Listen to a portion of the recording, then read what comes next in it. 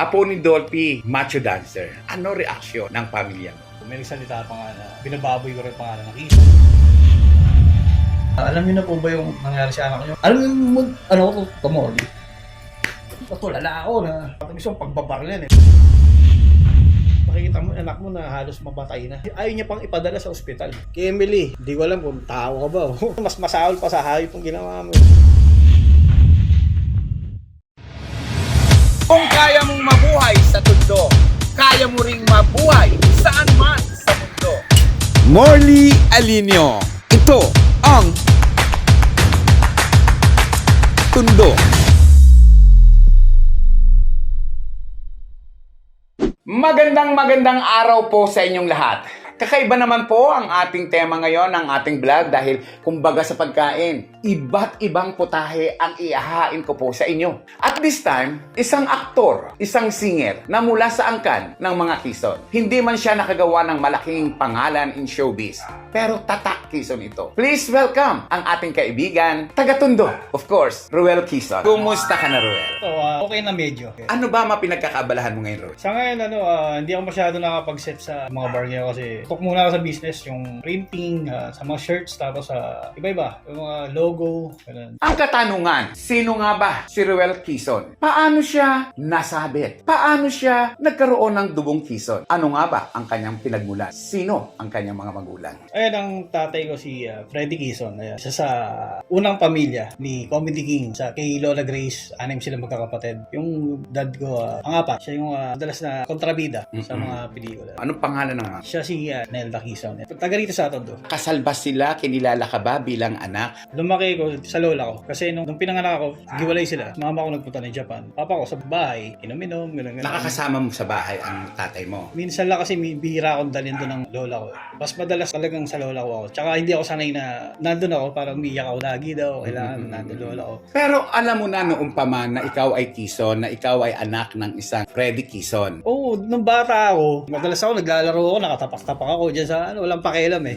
Makikita nila parang nakubad ako ng t-shirt. Ako pa ni Dolphy, ano ba ba't ganyan? Sabi, wala akong pakialam. Tapos lolo mo, napapanood namin, ganyan. Dead ba lang ako? Pero alam mo yon na apo ka talaga ni Dolphy. Alam ko kasi, nagpupunta pa kami ng Jan and Marcia. Sustento, gano'n. Pero sinusuportahan ka ni Dolphy financially o tinutulungan kayo ni Freddy? Bali kasi si Lolo, hanggang nagkapamilya na yung mga anak-anak niya, siya pa rin talaga. Kumbaga siya pa rin sumusuporta. Tapos minsan, kasi doon ako sa lola ko, pag may kulang, may kailangan ako, pupunta kami kay Lolo. Lumaki si Ruel. Nakapiling ang kanyang ina at lola. Pero bubuksan natin ang isang kwento ng kanyang buhay sa isang club. Alam ba ninyo na si Ruel ay naging bahagi ng mga gay bar? Isang direktang tanong, nag-callboy ka ba? Nagbenta ka ba ng katawan mo? Taga-Tondo ko eh. Kung experience, meron talaga ako experience. Hindi ko naman sinasabing binenta ko yung tabang ko na. Alam mo yung nangailangan ka, dumaan ako doon, hindi ako nahiya. Hindi ko naman sinasabing ginawa akong pangsagip sa buhay. May time na nagawa ko yun. Nang bakla ako, hindi ako nahiya. Wala ibang ginawa masama. Nag-callboy ka ba? Ano ang ginawa? Yung sa akin, hindi ko naman masasabing callboy siya o ano. Ako kasi Tomorley, simbola bata ako. Kaya kong isurvive yung sarili ko. Bigyan mo lang ako ng gunting. Kahit saan mo ako dalhin, mabubuhay ako. Lahat ng pwedeng pagkakitaan, pinasok ko yung. Hindi ka maniniwala Tomorley. Sa sidecar ako dati. Sa Bulacan nakarating ako dyan, nag-less ako 3 months. Nagluluto ko lechon baboy ha. Isang oras kong ginagano yun sa 50 pesos. Ilang taon lang ako siguro, mga 13 years old ako. Ako lahat naman ng pwedeng pagkakitaan, pinapasok ko. Pero legal. Sino nagdala sa iyo sa bar? Yung kumuha sa akin sa Japan, na may kakilala siya na kasi sa kailangan ko ng experience. Gusto ko pag pumunta ako ron, may alam ako kahit konti. Kasi ayokong pumasok sa isang bagay na wala pa akong kasiguruhan kung may mali ako magawa. Gusto ko pag pumunta kasi sa isang lugar, meron na akong alam. Parang hindi ako yung tatanga-tanga. Pinagkaguluhan noon, pinag-usapan noon na apo ni Dolphy, macho dancer. Pumutok ang pangalan mo. Ano reaksyon ng pamilya mo? Meron okay lang naman, tapos mas marami yung mga nagalit. May nagsalita pa nga na binababoy ko rin pangalan ng Quezon. Ano yung pambababoy dun? Unang-una, walang masama sa ginagawa ko. Hindi ko naman sinasabing ginawa kong pangsagip sa buhay. Pinaperwisyo sa kanila. Wala akong hinihingi. Kinikita ko kasi ron, pinababawi ko sa lola ko. Kasi Lolo Dolphy, nung nalaman niya yun, parang pinagtanggol niya ba, ayaw pa nila nun. May chip and deal sa apo ko. Ganun si Lolo, kumbaga, hindi siya naging nega sa akin. Kaya. Ano to, nagsayaw ka rito ng nakabrief lang, nakatrans lang? Kwentuhan mo ang ating mga listeners, ang ating mga viewers. viewers. Bilang isang GRO, ano ang ginawa mo sa loob ng bar? Tumorli, yung kung sa sayaw. Ayun, pakantay mo lang kasi kung sa sayaw talaga, wala akong talent. Hindi sa ka ganun. nag-topless? Wala. GRO lang talaga? Ano lang talaga ako yun, damit na pang Pang-macho? pang-forma, mati ni idol yung gano'n. Kasi talagang di ako marunong magsayaw. Sabi ko, kung marunong ako magsayaw, papasukin ko talaga eh. Nakikita ko yung mga dancer, ang lalaki ng pera nila eh. Akin naman walang masama dyan, pero yung mag-uubad ako ng todo, hindi naman siguro. Siyempre, ayoko nang pagdating ng araw, magkakaanak ako, magkakaano ako na sasabihin, nagbubad daddy mo sa ganyan. Si Ruel, nagtagal sa club, nagtrabaho. Hindi niya ikinahiya daw ang kanyang work. Pero ang tanong, ilang gays ba ang pinatulan niya? Marami bang bading ang nahumaling sa kanya? Marami bang bading ang kumama sa kanya? Diretsong tanong, may mga gays bang nagkama sa'yo? Na-experience ko, Tito Mordy. Parang katuwaan lang. Kaibigan ko. Pero magandang bakla. Babae na. Pero pumatol ka sa gay Oo. na ang kapalit ay pera. Oo, pumatol ako. Akin wala masama. Tsaka unang-una, single ako. Wala pa akong mga anak-anak noon. Pero in-enjoy mo ba ang pakikipagniig sa kapwa lalaki o sa gay? Siyempre, kung sa ganun tanong, Tito Mori, siyempre, hindi ka mag-enjoy sa kapwa mo lalaki. Siyempre, lalaki ko eh. Parang, ginawa ko yung kailangan ko ng pera. Kailangan ko ng pang-suporta. Pero may mga pinatulang kang bakla din na siyempre may edad, gano'n na pera-pera lang. Meron ako naging customer sa library dati. Lagi siya nandun. Bigay siya ng ganito, ganyan. Hindi naman niya sinasabi na pwede magmagin tayo. Parang suporta lang siya. Tapos bantang uli, yung ano na ba lagay ko sa'yo? Yung mga gano'n na. Nakikita ko naman, bigay ng bigay. Ako hindi ako nangingi. Pero isang question, ano nararamdaman mo kapag pagkatapos ng pakikipag-sex sa isang gay? Iba masarap. Pero masarap! Pero masarap! Masarap. Talaga. Depende lang pag mukhang babae. Yung masarap. Buti na lang mukha kong babae. Buti na lang mukha kong babae. Mukha kong babae. Chos! Si Ruel, matapos magtrabaho sa gay bar, pumutok ang kanyang pangalan. At dito, nagsimula ang kanyang showbiz career. Ano ang nangyari sa showbiz career mo? Ayun, magsisimula na ako ng Tumordi. Tapos, manager ko na si Tito Jobert Sol dito. Meron na akong mga racket sa probinsya, tapos labas-labas sa TV. Tapos, diyan na nagsimula yung, alam mo yung, di mo maalis dito sa tondo yung mga may gitero na. Yung nananahimik ka, di mo sila inaano. Awain ka nila, sila magsisimula. Ngayon ako, umuna, hindi ko pinapansin. Habang tumatagal, sabi ko, sumasobra na to. Hanggang sa, pinatulang ko na, lalabanan ko na. Ang daming beses nun. Kasi ako Tumordi, pag mabait ka sa akin, mas mabait ako sa'yo. Ngayon, syempre, yung ganung punto na kahit anong iwas mo, papasok at papasok talaga eh. Talaga susundan at susundan ka nila. So ako ngayon, para pang wala kang ibang ginawa, parang sabi ko, kahit anong iwas ko, pinatulang ko talaga. Ngayon yung away na lumala. Karoon ng ganito. Meron ako sa ibang lugar, nagugulat ako, may galit sa akin, hindi ko na makilala to. Parang kwento-kwento na lang. Ngayon, nung pinalalabas doon sa balita, ako yung salbahe. Ako yung nagsisimula ng gulo. Ngayon yung pinakapunot dulo, hindi nila alam. Pero may balitang nakulong ka. Ayun na nga yun. Doon na siya nagsimula. Talagang ano yung mundo ko noon. Iniisip ko nga ako ngayon pa, nandito na ako sa gusto ko. Tapos bigla talaga may maharang. Kailan ito? 2003. Ayun, pag-uwi ko galing Japan. Tanong, bad boy ka ba? Kung sa bad boy, ay nagtingin ng marami. Ako yung tipo ng tao masayahin ako. Kahit malalim yung mga pinagdaanan ko. Pag may problema ako, tinatawa ko. Ako pagka sa komedyante ako eh. Ngayon pagka sinindihan mo ako, nagiging kontrabida ako, parang ganun. Hindi ako salbahin tao, hindi ako bad boy. Ngayon, kung halimbawa may sinabi ko sa'yo na pagalitan kita na ganun, may kasalanan ka. Pag nagalit ako sa'yo, may kasalanan ka. Ano reaksyon ng mga Quezon, particularly si Eric Quezon, Epi Quezon, si Bandol, si Boyto Quezon, mga pamilya mo, ting nakukulong ka, anong suporta binibigay sa'yo? Pag nakukulong naman ako, si Lolo lang nakakausap nila. Tutulong. Nahiya talaga ako kay Lolo nun. Tapos one time nga, kinausap niya ako. Bira si Lolo na gano'n. Basta, parang gano'n. O, balitaan ka ng mga ano mo. Gano'n, iwas ka na sa ano. Marami kang kaaway. Sabi ko kung may chance lang talaga lumayo ako sa tondo na pwede tumira sa ibang lugar, gagawin ko po eh. Parang, alam mo yung gusto ko ipaliwanag na hindi po ako nagsisimula ng away. Kasi ayoko yung masasaktan ako. Pero ang lumalabas nito na si Mang Dolphy ay isang angel para sa'yo. Oo naman, sobra. Alam mo kahit gaano karami yung anak niya, apo niya, kilala niya yung pangalan mo, siya mismo yung maglalapit na may problema ka ba? Sa lahat ganun siya. Dumating din punto na nahiya ako. Nung nagkatrabaho ako, pumupunta ako sa kanya. Dadala ko siya ng mga pasalubong. Mahilig yan, bubunot ang ano. Tapos sabi ko, hindi po. Natuwa siya na. Abo, dinalo ko lang po kayo. Ibang dumadalaw sa kanya doon pagka dalaw, alam mo yung may pahabs. Ikaw that time, nang galing ka sa Japan, hindi ka na nanghingi. Hindi na. Simula nung may trabaho talaga ako. Ano ba trabaho mo sa Japan? Hosto.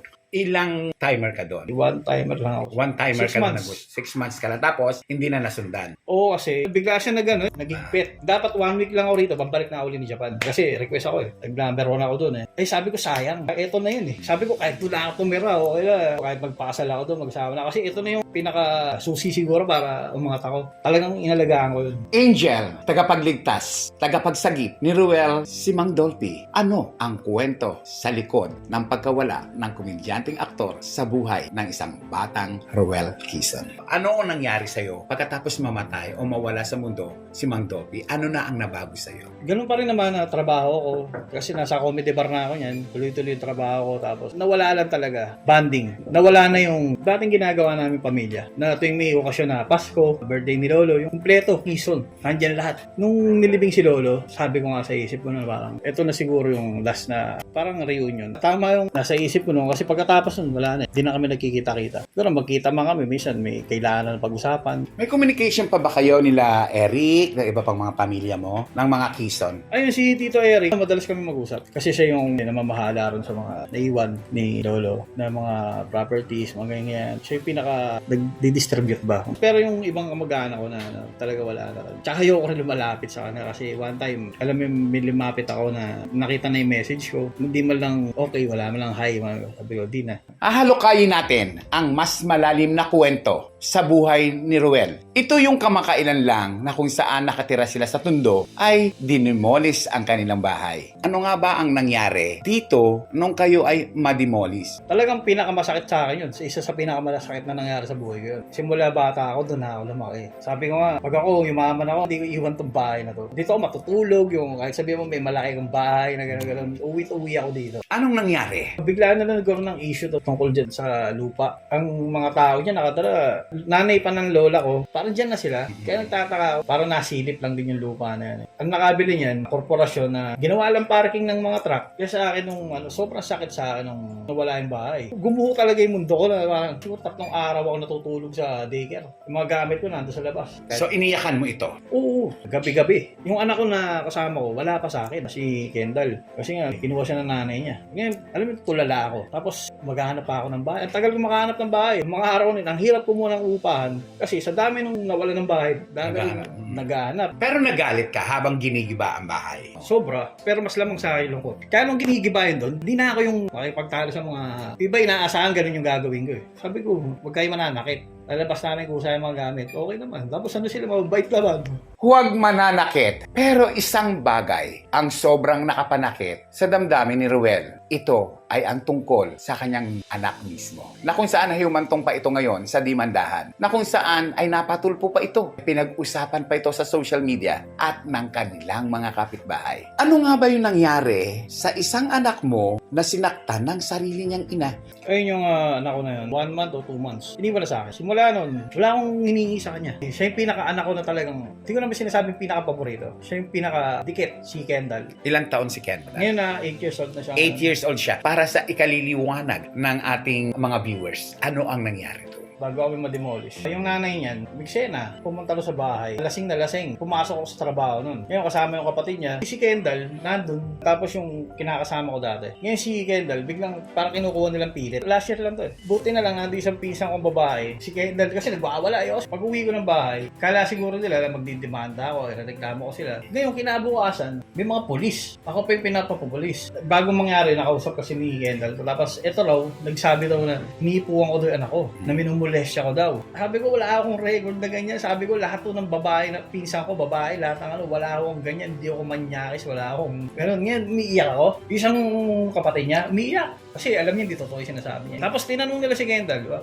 hindi naman po totoo yun Wala naman po ako sinasabi. Parang gano'n. Ngayon yung isang tinuruan na magsinungaling, umiiyak siya. Kasi alam niya, Sino yung tinuruan magsinungaling? Yung kapatid ni Kendall. Anak mo rin yun? Yun na nga hindi pa ako sigurado. Nakilala ko kasi yun. Buntis na Isang siya. taon na may get. Ngayon na akin, walang nihan niyo. Tinanggap ko yung bata. Yung nanay niya, hindi kami nagsama sa isang bahay. Talaga nagkaalak lang pero hindi kami yung live-in. Dating lang kayo. Oo, Nabuntis ganun. mo lang siya. Tapos nung siguro isang taon lang may pinakilala sa akin yung isa. Sige, lasing pa ako nun. Inayos ko yung birth certificate. Nakakit maganda yung bata, maganda yun. Habang tumatagal, mararamdaman mo naman Tito Morley kung ano Kung anak mo. Kung anak mo, hindi Pero akin naman, tinanggap ko na. Pero ano ito? Bakit nahantong sa tulpo? Bakit may mga pictures na bugbog sarado? Bakit nangyari ito? Sino ang nambugbog? Ikaw nga ba? Kaya kami napunta sa tulpo kasi kinuha niya yung bata. Alam ko, kilala ko siya, hindi niya aalagaan yun. Kasi hindi siya makakabalik ng Japan TNT. Blacklisted siya. Kasi anak niya rin, pinabayaan niya ron. Doon kasi bawal may iwan ng bata ron sa bahay. Ngayon, umalis siya ng bahay, gumimik, uminom, kulong siya. Eto, nandito siya ngayon. Kinuha niya yung anak ko kasi may mga anak siya, iba-iba tatay. Ginagawa niya yung mga tatay, hiningi niya ng sustento. Napupunta yung magsusugal siya, iinom siya, o ano pa gusto yung gawin siya. Tapos yung mga bata, gutom. So, ano nangyari kay Kendall? Sa video call. Kasi habang kinakausap ko siya, kontrolado siya. Pinipilit niyang umiti. Tapos may tinitingnan siya rito na ito, sabihin mo, ito ganyan. Tapos yung pangalawang tawag, nakita ko yung buhok niya. Ang iksi. Yun, ayaw na pinapakialaman yung buhok niya. Suklay na suklay yun. Haba ng buhok niya. Ano nangyari dyan? Hindi, ginupit ko. Hindi na ako naniniwala nun. Kababalik lang ng clowns. Parang grand opening. Unang araw ko din ang pasok. Tapos baba ka ng mga 10:30. Tingnan ko sa cellphone ko, tingnan ko sa messenger. May nag-message sa akin. Kayo po tatay ni Kendall. Sabi ko, po, bakit po? Alam niyo na po ba yung nangyari sa anak niyo? Puntahan niyo po siya. Tapos ako na lang po sa inyo yung picture. Sinend sa akin. Pag sinend sa akin, sabi ko, alam mo, ano ko to Morley? Patulala ako na nakita ko yan ako, api ko, kausap ko nung nakaraan parang di naman ganyan yung ano niya, parang tapos tinawagan ko yung sabi ko, nasa na ako? Ano sir, puntahan niyo lang dito sa Mary Johnson. Alam mo yung pakiramdam ko dito mo. Kasi si Boss AJ, siyempre sisimula na ng trabaho. Parang may nega agad. Yung mismong araw rin, tinuloy ko yung trabaho. Kumapanig ako ng stage. Kung anong ginagawa ko, normal. Kinukutol ko talaga. Mapatawa ako, makakanta ako ng mga ipagchikana ako sa mga tao. Tapos pagbaba ko, doon ako umiyak. Pipigilan ko yung luwa ko. Hindi ko hirap. Hindi ko sinasabi sa mga kasama ko. Kasi ayoko na maglabas ng sama na loob sa kanila. Ano ang eksaktong sitwasyon na inabutan mo sa ospital? Ay, hindi lang ako papasukin. Nagbilin sila ko sa mga gwardiya. Huwag ako papapasukin kasi natatakot din ako sa akin. Sabi ko, pakita niyo sa akin yun. Ako, tingnan natin kung natatakot. Yung pala, utos ng pamilya nila. Kasi hindi nila sinasabi. Kung wala silang tinatago, sana sinabi nila na nasa ospital yung anak ko. Ngayon, nung nalaman daw nila na doon ako, doon na yun, noon. Nalinagagaraw doon sa ospital. Yung pakiramdam ko noon, sabi ko, gusto kong pagbabaril yan parang mga kahit sino sa iyo, parang gano'n. Pero hindi ko inano kasi iniisip pa rin yung mga anak ko. So, dumaan ako sa legal process. Dilakad ko lahat. Isang direktang tanong. Sinaktan ba ang anak mo? Minaltrato ba siya? Ano yung totoong kwento? Ay yung sinasabi ko noong pa sa sarili ko na ayaw ko mangyayari sa anak ko. Kasi yung naranasan ng anak ko Tito Morley, naranasan ko yun. 4 na beses ako na ospital. Naranasan ko yun. Ang mamaltrato? Naranasan ko Ng yun. sariling magulang? Siguro mga panahon, galit kasi yung papa ko sa mama ko Mga panahon, nagbibisyo si papa Bata pa ako. Pag dinadala ako ron, akala ng lola ko, nilalaro ko ng papa ko, hindi nila, pagtitripan ako. Bugbog ako, lalagay ako sa cabinet, tapos bubuksan yung aircon. Paglalagay ng tubig na malamig siya, lalagay ng alcohol, tapos alam mo, ginaw na ginawa. Sarili mong ama? Ilang beses ako na ospital sa sobrang galit ni Papa nung kay Mama. Diba? Bakit nagalit? Nag-iwalay sila Wala si Mama noon si Mama nasa Japan. Doon ako sa lola ko talaga. Sa lola mo, hihiramin ka ni Freddy para i-torture. Ganun ginagawa sa akin. Tapos nahalataan na rin nila parang pag-uwi may mga pasa kasi hindi ako nagsusumbong. Tatakot ako Napatayin ko lola mo. Ganun. Nung habang tumatagal, yung palala ng palala, iba na yung bugbog parang nagkakapasa-pasa na talaga. Tapos yung mga time na yun, hindi nila makuha kay Papa. Kasi nga, wala naman si Mama. Mga ilang taong ka nun? Yung kay Dad ni Kendall. So nakita mo ang sarili mo kay Kendall? Mismo. Maliwanag na si Kendall ay inaabuso, tinotorture. Ay yung kinakatakot ko sa lahat. Ba't pati wala ko? Pwede lang mga wala. Ako na lang sumayo ng lahat. Yung anak ko wala namang alam yan. Ang daming binigay sa akin na pag sumubok, sabi ko, sana naman yung kahit yun lang, wag na yung ganun. Yung anak ko pala yung inalagaan ko. Sabi ko, hindi mangyayari sa mga anak ko to. Nung isa sa pinakamasakit, tumuli pa, gumuho talaga yung mundo ko kasi demolish kami, sabay pa yun. Kumusta na ang kaso? Si Kendall kasi, pahinga muna siya. Inayos ko muna siya. Alam ko kung paano siya aalis sa ganung sitwasyon na yung trauma. Kasi pinagdaanan ko yun Hindi ko sinasabing maging salbahe ka. Pag matapang ka lang. Pag alam hindi tama yung ginagawa sa'yo, saka ka lumaban. Parang gano'n. Ginagawa siya. Tapos unti-unti inaalis sa isip niya yung mga nangyari sa kanya. Pero minsan, kinukwento niya Kasi hindi ko siya tinatanong. Asan si Kendall ngayon? Nandito siya ngayon sa tita ko. Kinasuhan mo ang ina? Ano ang kaso at development ng kaso? Yung kaso kasi ngayon lang siya pinail. So, ngayon ay July 26. Ngayon lang silampa yung kaso. Ano ang kaso? Child abuse, RA 7610 ba? Tama ba to? Inamin ba ng anak mo na siya ay sinasaktan? Yung mga doktor ang nagtanong Pinapalabas kasi rin sa ospital, nahulog lang siya sa hagdan. Di naniniwala yung mga doktor. Ngayon, nung nakausap ko si Kendall sa video, salamat nga pala rin sa babae na tumawag sa akin. Kapatid ng nurse. Kaya nakausap ko si Kendall. Sabi ko, Day, huwag ka na matakot. Sabi ko, nandito lang ako sa tabi-tabi. Mamaya, papanik na ako dyan. Ngayon, nandiyan sila doc, sabi mo na yung sa kanila kung ano yung nangyari sa'yo. Huwag ka na matakot. Anong pangalan ng nanay? Emily Alonso. Kung nanunood at nakikinig si Emily Alonso at ang kanyang pamilya, may gusto ka bang sabihin sa kanila? Yung pamilya naman ng iba ni Emily, okay naman na nakakausap ko naman na, kay Emily, hindi ko alam kung tao ka ba o bakit ganun yung ginawa mo sa bata Parang hindi mo siya kamag-anak, parang hindi mo siya sariling dugo. Na parang mas masahol pa sa hayop yung ginawa mo Kung ano man itong mangyari, tanggapin mo. Nagdadrugs ba tong Emily na to? Alamang. Makagawa ba ng matinong tao para pahirapan mo, torture mo yung anak mo ng gano'n, di mo pakainin, 3 araw. Dating sa ospital yung anak ko, di rin makilala, alam may hydrocephalus kasi payat ng katawan, tapos dami niya sugat sa katawan, tapos yung mukha niya, kung nakita mo rito, tinapunan siya ng sunrock sa mukha. Tapos yung, panlinis ng Eldoro, nilagyan daw ng sunrock na violet, tapos sabi, toothbrush mo yung ngipin mo, ayun ang pinag-ginagamit. Ito, ayan Kaya palawas-lawas ako ng bata. Tapos hanggang sa kinalbo na siya, Hindi ba kinausap yung nanay niya? mahirap siyang kausap Tsaka pag kinausap mo siya, sayang lang yung pag-uusapan niyo kasi sinungaling, magiging magulo lang. Alam din ng mga kamag-anak niya yun. Kaya ito, dinimanda ko na lang. Matutuwa ka ba kung sakaling mapatawan ng kaparusahan ang ina ng iyong anak? Yung sa anak ko, ayaw niya na makita yung nanay niya. Tutusin, nanay pa rin siya Pero dapat niyang harapin yung ginawa niya. Tutusin yung ibang, di ba, tumoli, iba, lalaki, yung mga tatay yung halos na gumagawa ng isa anak. Pero siya, babae.